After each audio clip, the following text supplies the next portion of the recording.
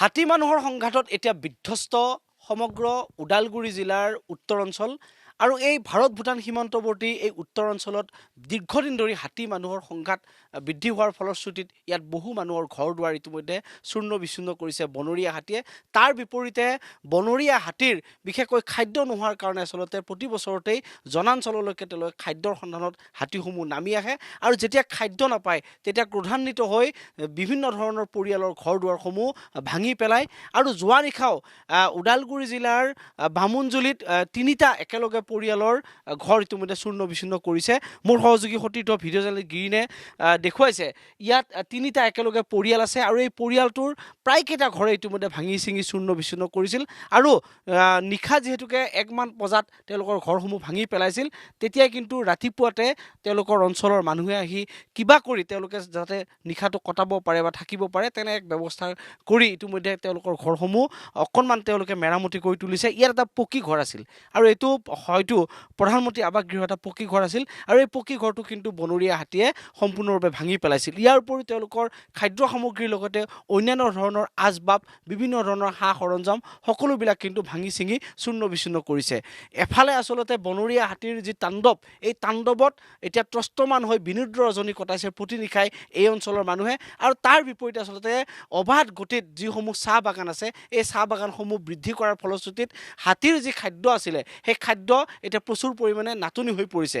গতিকে এতিয়া বিমূৰত পৰিছে এক প্ৰকাৰৰ বন বিভাগো বুলি ক'ব লাগিব। আৰু এই দুই মহৰ এতিয়া যুঁজত আচলতে এতিয়া সাধাৰণ মানুহ এতিয়া বিপদৰ সন্মুখীন হৈছে বুলি ক'ব লাগিব। কাৰণ এতিয়া একফালে কোম্পানীয়ে চাহ বাগান বৃদ্ধি কৰিছে আৰু অবাধ গতিত বনাঞ্চল ধ্বংস হোৱাৰ ফলশ্ৰুতিত এই খাদ্যসমূহ নোহোৱা হোৱাৰ ফলশ্ৰুতিতে এনেকৈ এতিয়া সাধাৰণ মানুহ এতিয়া যন্ত্ৰণাত ভুগিবলগীয়া হৈছে। মোৰ সহযোগী সতীৰ্থ ভিডিঅ' জাৰ্নেলিষ্ট গিৰিনে দেখুওৱাৰ লগতে যিসমূহ ইয়াত যি কেইটা আচলতে ইয়াত মূল পৰিয়াল আছে যিসকলৰ ঘৰ ভাঙি ছিঙি চূৰ্ণ বিচূৰ্ণ কৰিছে, তাৰে এগৰাকী ব্যক্তি মোৰ লগত এই মুহূৰ্তত উপস্থিত আছে। মই তেওঁৰ পৰা জানিবৰ কাৰণে চেষ্টা কৰিম। দাদা, আপোনাৰ নামটো? মোৰ নাম বিজয় কন্দপান। ইয়াত কেইটা পৰিয়ালৰ ঘৰ এনেকৈ ভাঙি পেলালে? মুঠতে সোমবাৰৰ পৰা 7খন ঘৰ ভাঙি পেলাইছে। হয়। আপোনাৰ কি কি ভাঙিলে? মোৰ আলমাৰি ভাঙিছে, পালেং ভাঙিছে, টেবুল ভাঙিছে, টিভি ভাঙিলে আৰু চকী ভাঙিছে, ডেস্ক ভাঙিছে। মানে একো নাই বস্তু? একো নাই। এতিয়া আমি মাত্ৰ এই মানে বিছনা আমি মাটিত পাৰিখিনি শুব লগা হৈ আছে। থাকিবলৈ বিছনাও নাই এতিয়া। এই যে ইয়াৰ আগতেও এনেকুৱা ঘৰ দুৱাৰ ভাঙিছিল নেকি? বহুত ভাঙিছিল। আমাৰ ইয়াতে আজি নহয় কেইবা বছৰৰ আগৰ পৰাই এনেকৈ সন্ত্ৰাস চলি আছে। আপোনাৰ ঘৰ কেইবাৰ ভাঙিলে হাতীয়ে? মোৰ ঘৰ দুবাৰ ভাঙিলে হাতীয়ে। হয়। এই দুবাৰ যে ভাঙিলে, ইয়াৰ আগৰবাৰ যেতিয়া ভাঙিছিল তেতিয়া কিবা আপুনি সাহাৰ্য পালে নে নাই? নাই, একো পোৱা নাই। একো পোৱা নাই। বন বিভাগৰ কোনো গুৰুত্ব নাই? কোনো গুৰুত্ব নাই। এই জনপ্ৰতিনিধিবিলাকে এইবিলাক খবৰ পায় নে নাপায়? মন্ত্ৰী MLA বিলাকে? আমি খবৰ দিওঁ কিন্তু তেওঁলোকে কোনো আমাক সঁহাৰি নজনায়। আপোনাৰ কিমান টকা লছ হ'ল এতিয়ালৈকে? এতিয়ালৈকে ধৰকচোন এইবাৰতে মোৰ কমেও 25-30 হাজাৰ টকা লছ হৈছে এইবাৰ সম্পত্তি। আৰু কাৰ কাৰ পৰিয়ালৰ এনেকৈ ভাঙিছে? এনেকৈ আৰু আছে তিনিটা পৰিয়াল যোৱা ৰাতি ভাঙা। তেওঁলোকৰ এই আমাৰ মায়ে বুলি ক'ব পাৰি, এই তেওঁৰ ঘৰ ওচৰতে আছে। তেওঁলোকৰো ঘৰ ভাঙি তেওঁলোকৰ পালেং আছিলে, কিবা কিবি আছিলে আৰু তেওঁলোক গোটেইখিনি ভাঙি শেষ কৰিলে। আৰু এওঁলোকে আছে, আমাৰ এইটো ঘৰৰ পৰিয়াল হয়। তেওঁলোকৰো মানে আৰু আমি গৰীব মানুহ, দুখীয়া পৰিয়াল আমাৰতো আৰু সেই সৰু সুৰা বস্তু থকাটোৱে গোটেইখিনি চুৰমাৰ কৰি পেলালে। আৰু নিশা কেইটামান বজাত হাতীবিলাক আহে? এনেইতো আপোনাৰ ইয়াতে 6টাৰ পৰাই আহে, কিন্তু 6টাৰ পৰাই মানে ধৰক হাল্লা গোল্লা ইয়াতে হৈ থাকে, ওচৰ পাঁজৰে হাতী ওলাই থাকে। কিন্তু গাঁৱত যোৱাকালি হ'লে আমাৰ ইয়াতেতো এটাত আহিছিলে আৰু। হয়, ৰাতি এটা। যেতিয়া আপোনালোকে ভৰ টোপনিছিল তেতিয়া আহে? হয়, তেতিয়া। কিমানটা হাতী আহে? এনেইতো আগততো বহুত জাকে জাকে আহিছিলে, পালে আহিছিল, কিন্তু যোৱা ৰাতি 2টা হাতী আহিছিল। হয়। এই 2টা হাতীয়ে কি কি খালে তেওঁলোকে? চাউল তাউল চব খালে? তেওঁ ঘৰ ভাঙি চাউল পালে চাউল খায় আৰু খায় আৰু কাৰোবাৰতো কাপোৰো খাই দিয়ে।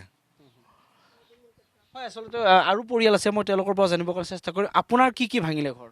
আমাৰতো ঘৰ ভাঙছে আৰু ঘুমাবৰ কাৰণে পালং আছিল এটা, সেইটো ভাঙছে আৰু চাইকেল ভাঙছে আৰু চাউল আছিল 1 বস্তা, সেইটো খাই পেলাইছে। ধান আছিল আৰু এইফালে বেৰা চেৰা গোটেইখিনি। কেনেকৈ আছে? এতিয়াতো মোৰ ঘৰতে কোনো নাই থাকিবৰ কাৰণে ঘৰ নাই এতিয়া মোৰ মালিকো চিলিণ্ডাৰ জ্বলি গৈছে হাত ভৰি নোৱাৰে কাম কৰিবৰ কাৰণে নোৱাৰে মই কেনেকৈ ঘৰ বনাম এতিয়া খাবৰ কাৰণে কষ্ট হয় সেইটো কাৰণে মই এতিয়া বহুত চিন্তাত পৰি আছোঁ মই ল'ৰা ছোৱালী এতিয়া সৰু সৰু আছে এইগিলা যদি এতিয়া মোক ক'ত চাব এতিয়া এইগিলা যদি আমাৰ ঘৰত যদি নষ্ট কৰে হাতী সদায় সদায় যদি নষ্ট কৰে আমি কি কৰি খাম আমি আপোনাৰ কি কি কি কি ভাঙি পেলালে চব চব নষ্ট হৈ সব নষ্ট হৈ গ'ল ঘৰ বাৰী চব টিং চিং চব একদম এতিয়া কেনেকৈ আছে এতিয়া যেনে তেনে আমাৰ ল'ৰাবিলাক গাঁৱৰ ল'ৰাগিলা এতিয়া বনাই দিছে আৰু সহায় দিছে বাঁহগিলা আনি কিনি সহায় দিছে বনাই দিছোঁ আপুনি কি কাম কৰে আমিতো টুকৰি বনাওঁ ডুলি টুকৰি বনাওঁ সেইবিলাকো ভাঙি পেলাইছে অঁ এইবিলাকো ভাঙি পেলাইছে এতিয়াতো খাবৰ কাৰণে চাউল নাই কালি গাঁৱতে উঠাই কিনি আমাক চাউল দিছে ভাত বনাবৰ কাৰণে সেইটো খাইছোঁ আৰু আমি বাকী কোনো সুবিধা চৰকাৰে একো সুবিধা একো সুবিধা দিয়া নাই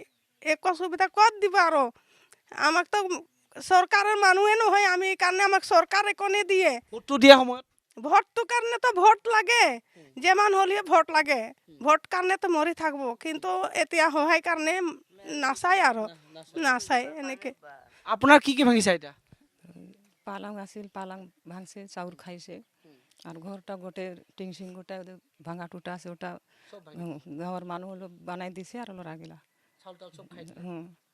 ইয়াৰ আগতেও ভাঙিছিল নেকি ঘৰ আপোনাৰ? আগতো ভাঙা নাই এইবাৰ ফাৰ্ষ্ট ভাঙিছে ইয়াতো সদায় এনেকৈ ঘৰ হাতী আহিয়ে থাকে আহি থাকে সদায় সদায় আহি থাকে আচলতে অত্যন্ত দুখজনক কথা চাওক কেনেকৈ আচলতে কান্দোনত ভাঙি পৰিছে এইগৰাকী মহিলা কাৰণ তেওঁৰ সপোনৰ যিটো ঘৰ সেই ঘৰটো ইতিমধ্যে ভাঙি পেলাইছে এওঁলোকক আচলতে বহুত নালাগে কিবা কিবি কিন্তু তেওঁলোকৰ থাকিবৰ কাৰণে এখন চালি লাগে সেই চালিখনো যেতিয়া ভাঙি পেলায় তেনেহ'লে আপুনি কল্পনা কৰক যে কিমান তেওঁলোক আচলতে ভাগি পৰিব লাগিব মানসিকভাৱে কাৰণ তেওঁৰ এতিয়া স্বামীয়ে কাম কৰিব নোৱাৰে ৰোগাক্ৰান্ত তাৰ বিপৰীতে সৰু সৰু এমা ডিমা কেইটামান ল'ৰা ছোৱালী আছে আৰু যিখিনি খাদ্য সামগ্ৰী আছিলে চাউলকে ভিতৰ কৰি সেইখিনিও আচলতে খাই শেষ কৰি পেলালে বনৰীয়া হাতীয়ে এতিয়া তেওঁলোকৰ থাকিবৰ কাৰণে ঘৰ নাই খাবৰ কাৰণে তেওঁলোকৰ খাদ্য নাই এনে এক পৰিস্থিতিত এই বামুণজুলি অঞ্চলৰ মানুহ এতিয়া ইয়াত জীয়াই থাকিবলগীয়া হৈছে ইয়াত হাতীৰ লগত এক সংগ্ৰাম কৰি থাকিবলগীয়া হৈছে আৰু এই বিয়াগুম যিটো বন বিভাগ বা চৰকাৰৰ যি নীতি আঁচনি সেইসমূহে কিন্তু এই অঞ্চলৰ সাধাৰণ এইসকল খিলঞ্জীয়া মানুহক কিন্তু ঢুকি পোৱা নাই এই অঞ্চলৰ মানুহে কিন্তু বাগানত কাম কৰে সাধাৰণভাৱে শ্ৰম কৰি খায় কিন্তু এই শ্ৰম কৰি থকা মানুহখিনিৰ যি সংগ্ৰাম সেই সংগ্ৰামৰ প্ৰতি কিন্তু আচলতে কোনো ধৰণৰ গুৰুত্ব আৰোপ নকৰে এইটো এটা বৃহৎ অঞ্চল এই সমগ্ৰ এই তিনিটা পৰিয়ালৰ কিন্তু সকলো ঘৰ দুৱাৰ ভাঙি চিঙি চূৰ্ণ বিচূৰ্ণ কৰি পেলালে আৰু এনেকৈ এই অঞ্চলৰ মানুহে নিতৌ বিনিদ্ৰ ৰজনী কটাই থাকিবলগীয়া হৈছে দিন হাজিৰা কৰি খোৱা মানুহখিনিয়ে পেটৰ সৈতে যুঁজাৰ উপৰি তেওঁলোকৰ ঘৰখন বচাই চলিবৰ কাৰণে কিন্তু এতিয়া সংগ্ৰাম কৰি চলিবলগীয়া হৈছে কিন্তু চৰকাৰখনৰ যি গুৰু দায়িত্ব থাকিব লাগিছিল বিশেষকৈ জনপ্ৰতিনিধিসকলে এই বিপদৰ সময়ত এষাৰ মাত মাতিব লাগিছিল সেই মাতষাৰো কিন্তু এইসকল দুৰ্ভগীয়া লোকে সময়ত কিন্তু নাপায়